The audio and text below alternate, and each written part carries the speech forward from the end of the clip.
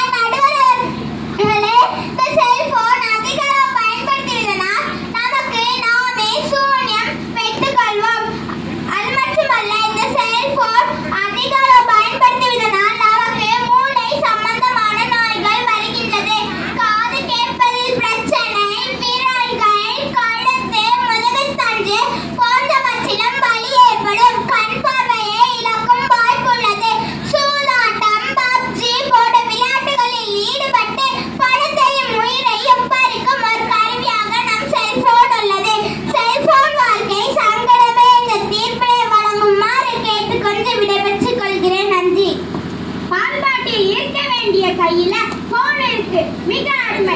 அடுத்ததாக நம் 4ஆம் வகுப்பு மாணவி ஸ்ரீசனா அவர்கள் செல்போன் வாழ்க்கை சௌகரியமே என்ற தலைப்பிற்கு பேச வருகின்றார்.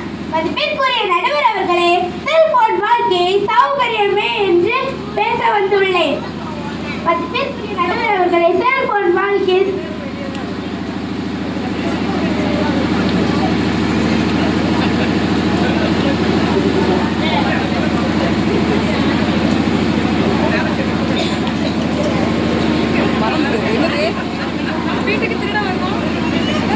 செல்போன் வாழ்க்கை சௌகரியமானதாகும்.